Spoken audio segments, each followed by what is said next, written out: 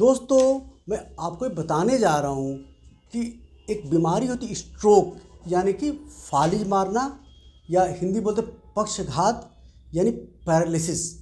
ये बीमारी जो होती क्यों होती है, इसके लक्षण क्या हैं, इसके बचाव क्या हैं और इसके कारण क्या हैं। तो जो स्ट्रोक की जो बीमारी होती है, इसे पब्लिक लैंग्वेज में ब्रेन स्ट्रोक भी कहते हैं।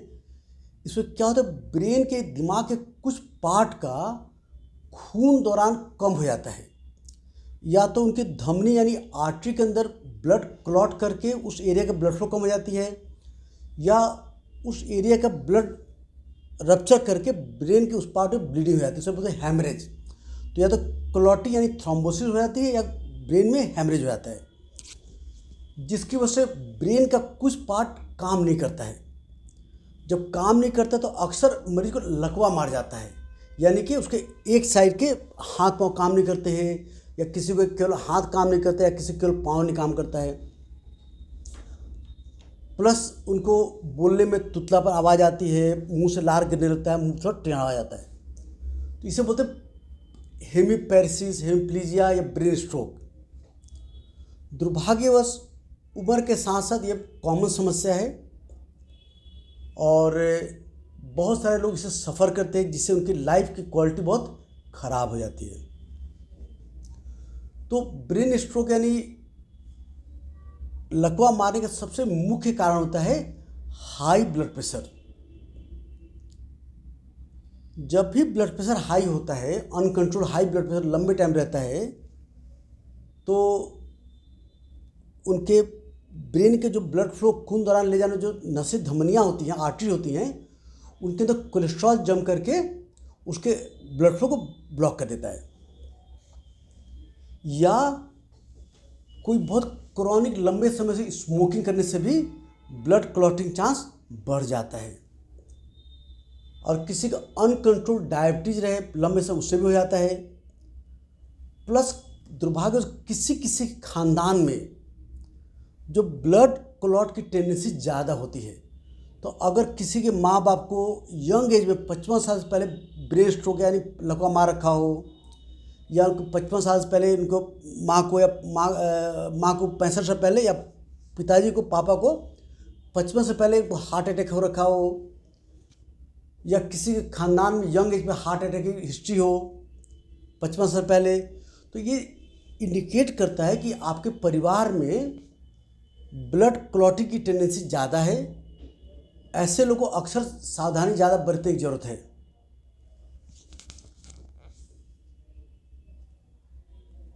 ब्रेन स्ट्रोक से बचने के लिए आप हमेशा अपना ब्लड प्रेशर 130/80 से कम रखें।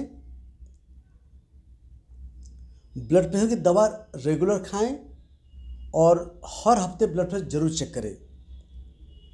ब्लड प्रेशर की दवा हमारी आती ARB, उसमें टेलमिसार्टन, ऑल्बिसार्टन या AC inhibitor like ramipril type drugs blood pressure control करके स्ट्रोक को बचाती हैं, स्ट्रोक से बचाती हैं। सेकेंड, आपको अक्सर कोलेस्ट्रॉल की दवा स्टैटिन लेने से ब्रेन स्ट्रोक से बचाव मिलता है।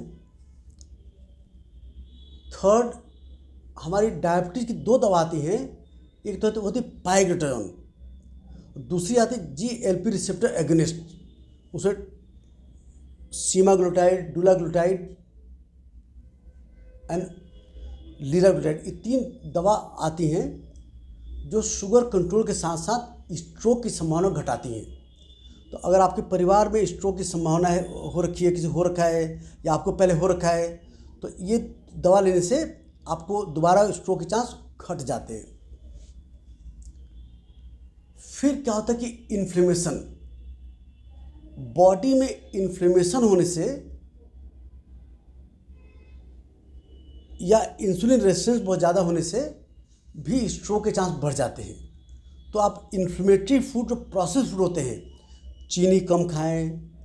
Process food like bread, biscuit, नमकीन, फेन, पापे, रस, कॉर्नफ्लेक्स, इसके बाद ice cream, cold drink, energy drinks, cakes, pastries, pasta, burger, pizza, जितने भी प्रोसेस मैदे की चीज़ें हैं, कॉर्नफ्लेक्स, ओट मील्स, जो पैकेट फूड जो भी मिलती है प्रोसेस फूड होते हैं, उसके अंदर प्रिजर्वेटिव है, एडिटिव है, केमिकल मिला रखे हैं, ये हेल्थ के लिए अच्छे नहीं होते हैं।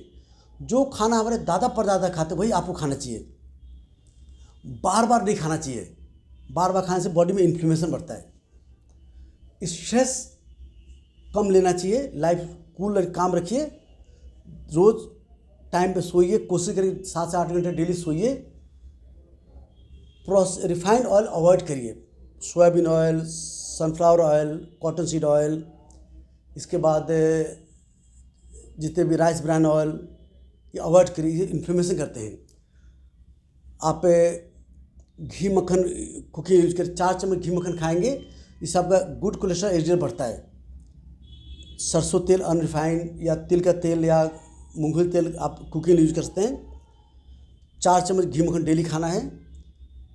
कोकोनट ऑयल भी अच्छा होता है, 4 चम्मच डेली खा सकते हैं। Plus extra virgin olive oil ज़्यादा यूज करिए कुकिंग में। अगर कोई फ्राई करना है तो आप रिफाइंड ऑयल में कुकिंग करिए या घी में कुकिंग करिए, फ्राई करने का। बट रिफाइंड ऑयल एकदम यूज करें। उसमें क्या होता है कि ओमेगा 6 फैटी एसिड बहुत ज़्यादा होता है, बॉडी इन्फ्लेमेशन करके ऑक्सीडेटिव स्ट्रेस बढ़ा करके आपको कोलेस्ट्रॉल को डैमेज करके और कोलेस्ट्रॉल जनरेट की टेंडेंसी बढ़ाता है आर्टरी के अंदर, तो फ्यूचर में आपको स्ट्रोक टेंडेंसी बढ़ा देगा, तो अवॉइड करना है। कभी कभी इंटरमिटेंट फास्टिंग करें, यानी कि कभी एक मील छोड़िए, हो सकता है दिन में 2 बार खाना खाइए। इंटरमिटेंट फास्टिंग करने से बॉडी मेटाबॉलिज्म ठीक होता है एंड आप फ्यूचर में लॉन्ग टर्म में स्ट्रोक चांस घटेगा। हरी सब्जी खूब खाइए, सलाद खूब खाइए।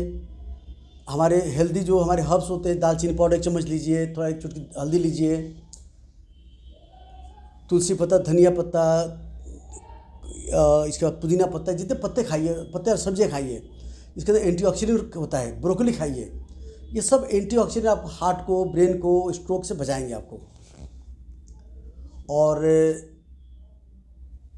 अगर आपके परिवार में स्ट्रोक की ज़्यादा हिस्ट्री है तो रेगुलर अपने डॉक्टर से जरूर सलाह लेते रहिए। सबसे इम्पोर्टेंट ब्लड प्रेशर कंट्रोल रखिए, प्लस शराब सिगरेट एकदम छोड़ना है, नमक ज़्यादा नहीं खाना आपको, और रेगुलर एक्सरसाइज करनी है। इससे आपको ब्रेन स्ट्रोक से हमेशा ही बचे रहेंगे। आई होप आपको वीडियो अच्छा लगा तो सब्सक्राइब करिए, चैनल सब्सक्राइब करिए और इसको शेयर करिए। धन्यवाद। आ जाओ।